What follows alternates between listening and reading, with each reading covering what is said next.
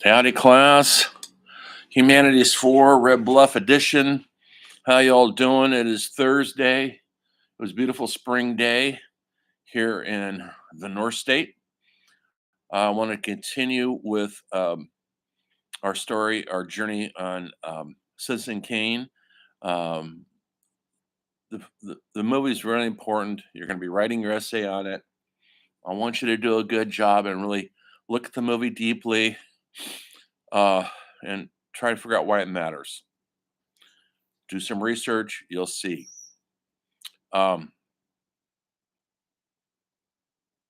Other than that, there's some other announcements I made in announcements. You need to read those.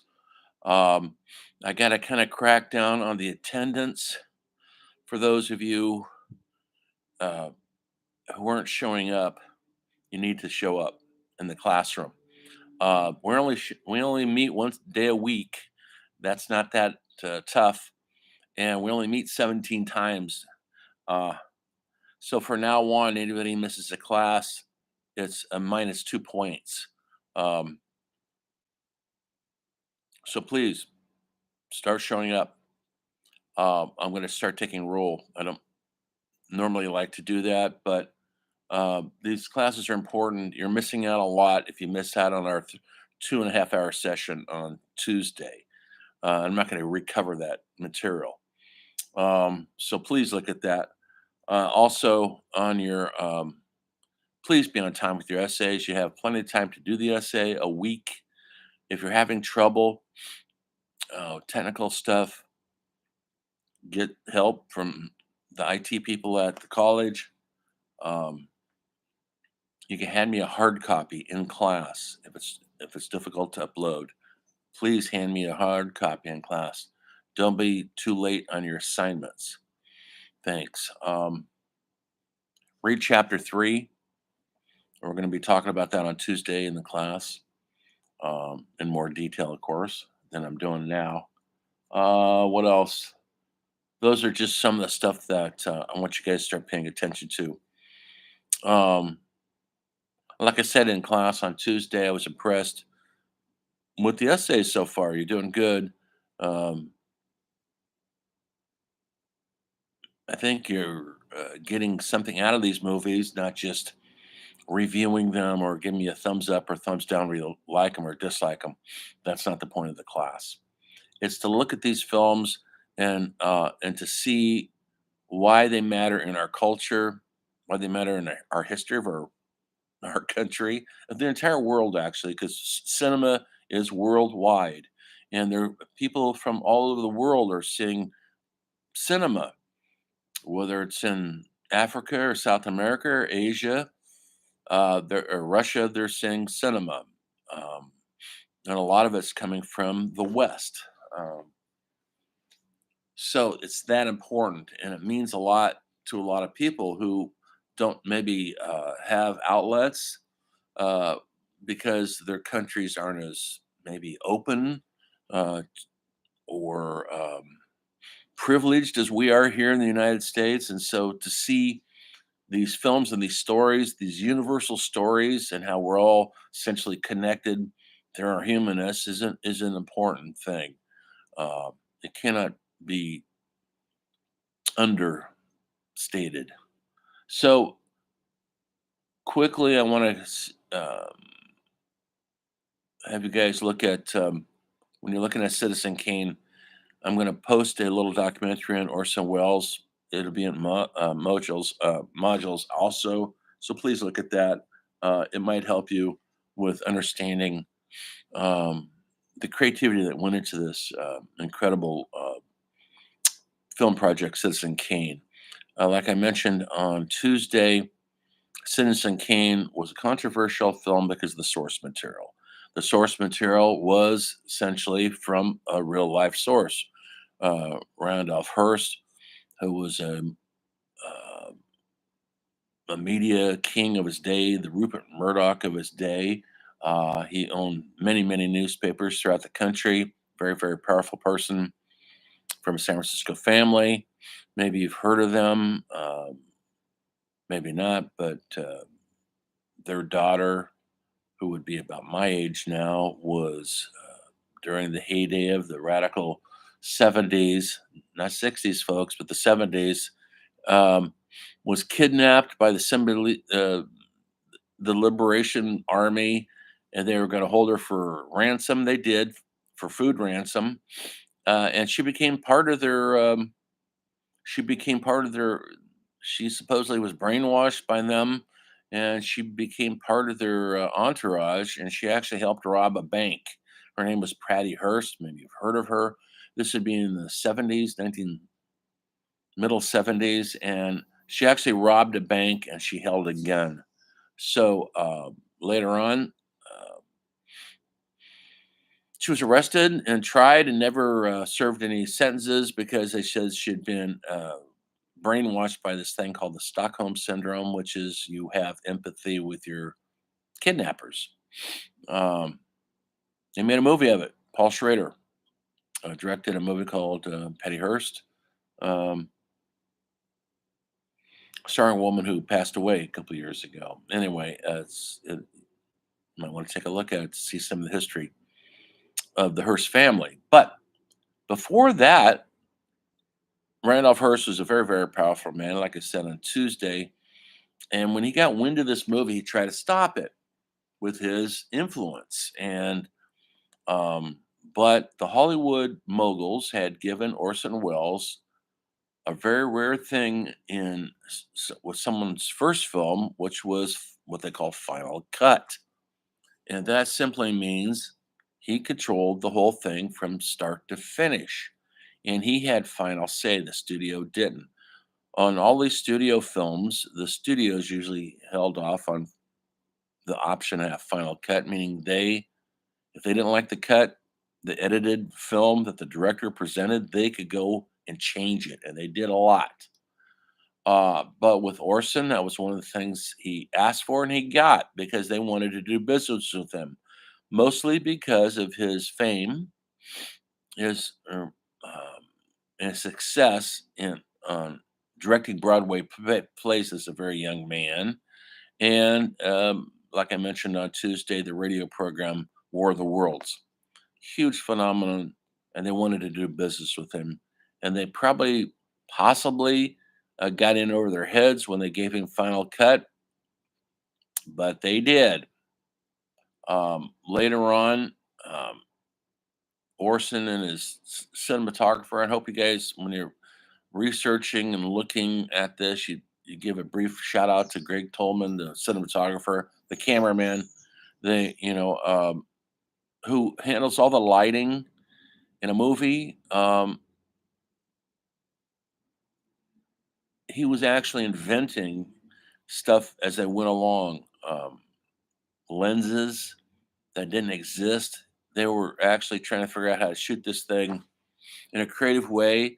And Orson always said, because he knew nothing about filmmaking, that made him dangerous.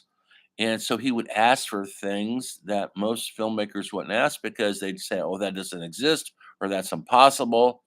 Well, Greg Tolan says, let's try it. Let's try to figure out how to do that. They came up with these very, very low angle shots. You'll see in the movie that a lot of shots are filmed very low angle, meaning the camera is on pointing up. The lens is pointing up at the actors. What does that do? What does that make you feel like when you see that? He was going for this rather expressionistic look, very dramatic theatrical look. His background was theater. So, with the camera where it was placed and the lighting, it had a very theatrical, rather operatic look to it. Um, that was on purpose. But he also loved the films of Charlie Chaplin and he studied uh, foreign films and silent films all his life. He was a very big John Ford fan. In fact, he used some of John Ford's deep focus. John Ford essentially came up with that earlier, but Orson perfected it with Greg Tolan. Deep focus it simply means everything in the foreground, the middle ground, and the background is in focus. That's not easy to do, folks. when there's a large scene and a lot of people in it. That's why most movies you look at now, you'll see it. They do it all the time. They blur the background out. Now you could do it with a push button on your cell phone. That's a cinematic device that goes back to old Hollywood. They never showed the entire, like right now, you guys can see the background of my wall. Yes, that is my self portrait. Um, the background is in focus. Of so many movies, the background, if they're on a close up, like you're on a close up on me right now, would be out of focus. So you could focus on my face. Whereas right now, you can see what's going on in the background. You can see my red wall, my blue door, and this is an Elvis Presley poster, by the way.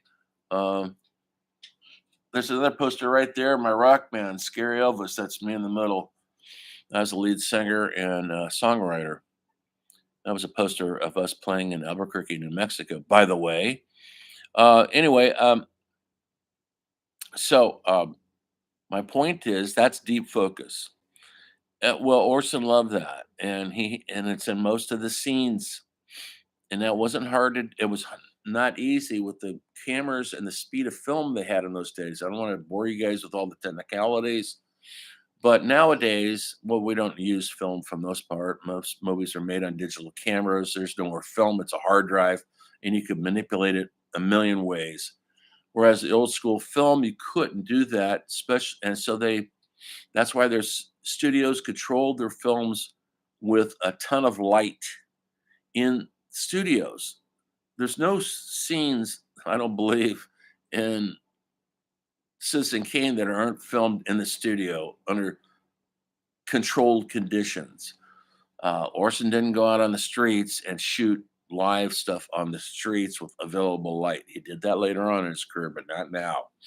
It's a studio bound film, and it looks that way. Um, it's a it's it's fake, folks. It's showbiz, but he's trying to show you the story, not in a creative way, not necessarily in a naturalistic, realistic way, like they'd shoot a documentary now. And so it's very formal in its presentation where the actors are standing. I made mention a couple of weeks ago the mise en scene, what goes on, how the director stages the actors in front of the lens, where he positions them, where they're sitting, where they're standing. That's what Orson did, was pretty much a master at. And he's only 24 when he made this movie, 25 when it came out, and and he actually played the the main part. He's a guy who ages up until he's in a wheelchair. He's an old man in his 70s or 80s. Uh, as all were all the actors. The actors in this were all actors that came from the Mercury Theater, which was Orson's theater that he started during the Depression, and it became known for doing radical productions in New York City, funded by the government supported arts, which they don't do anymore. It's rare. There's a National Endowment of the Arts. That's not what this was. There was a whole scene, money just for staging plays. Can you imagine the government supporting that now,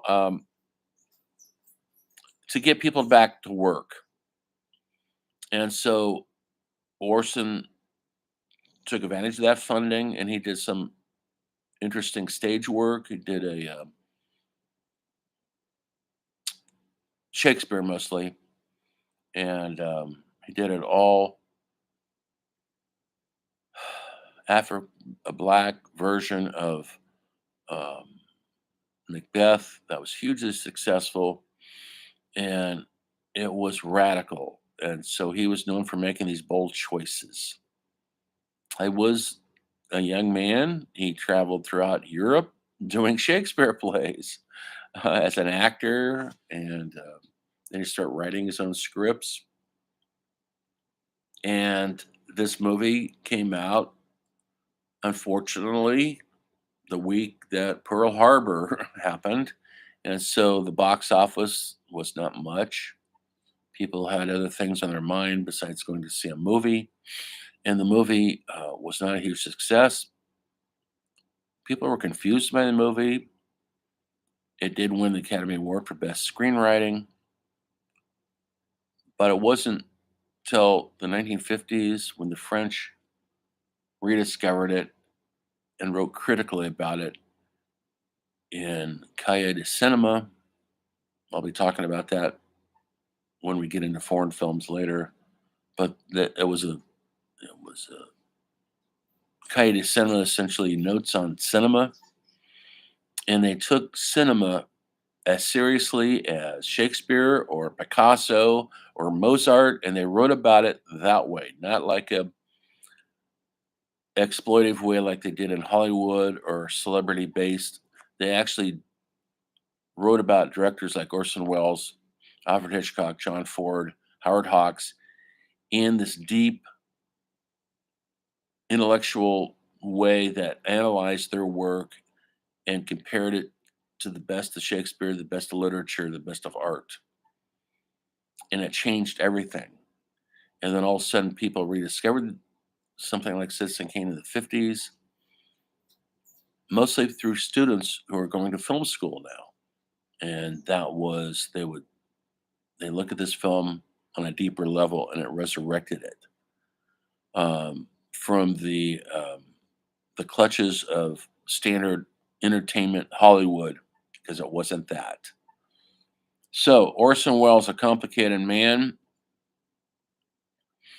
who was his own best enemy. Um, he started many, many projects that never finished.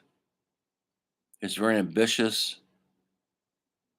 Some of his best movies were financed in Europe, not through Hollywood, because he was not easy to work with, and Hollywood kind of washed their hands of him. After Citizen Kane, he had directed a movie called The Magnificent Ambersons, which was he used a lot of the same actors from the Mercury Theater, and it was about the early invention of the automobile. And a lot of people consider that his masterwork. It's very flawed because, well, he went away before he went to South America to film a documentary before he finished editing, and the movie was edited by the Hollywood studios, and he was upset over the way they did it. Well, in a way, he shouldn't have gone to South America to do his film, but he was always doing that. He would sort of bring it on himself. And the guy who helped edit that movie, Robert Wise, who had actually worked on Citizen Kane also, who became a very well-known director later on, directing Sound of Music and Day the Earth Stood Still, um, Haunting of Hill House. Orson always blamed him for being the traitor that cut his film to pieces. Well, Robert Wise, who I got to meet one time before he died, always said Orson took off. He wasn't there to answer the questions. Orson said he left intense, detailed notes, but it's still not, he wasn't there to help edit his own film. Later on, he directed what I consider his best film, Touch of Evil, in the 50s, um, a film noir movie, which means it was a mystery movie, murder thriller. Um, that was his last chance at the studio film. And after that, he was essentially in exile, and all his films were done in Spain and other places like Macbeth and so many others. And he would gobble together funding the best way he could. So, towards the end of his life, he was making a movie called Other Side of the Wind. He would film it when he got enough money with his friends. Nobody got paid. It was never going to be finished. It's about a director having trouble finishing his movie. Um, he worked on it for 30 years, and that kept him going. Later on in life, he became sort of a caricature. People from my generation know him from these commercials. He made commercials for a wine, no wine before its time. He was known for selling this wine, and he was a big, large, heavy-set man with a beard, and he was kind of a caricature, and people forgot what a brilliant director he was. And he died at 70 years old of a heart attack, not a big surprise to everybody. And he was working on a new script. He never gave up his hope to be getting another film done. Like I mentioned in class on Tuesday, that film I watched called EO, about the donkey, wandering donkey. The filmmaker was born in 1936, folks. That means he's about 86 years old. 1936, I should say, not 1986. And so he's still making films. He's still dreaming about the next project. That's how that's how important filmmaking and cinema is. And if you watch something like that new movie I mentioned, Yo, about the wandering donkey, it's so far from the Marvel universe. It's the most human movie I've seen this year, and it's about a donkey. Okay. Anyway,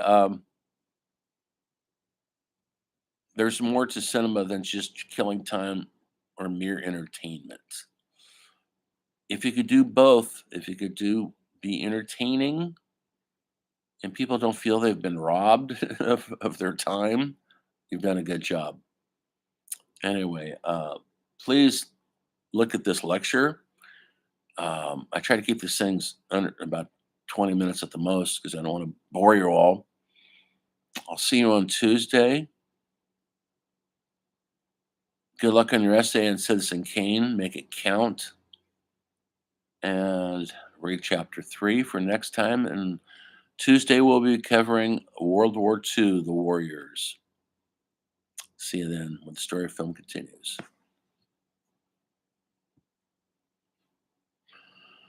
Oh,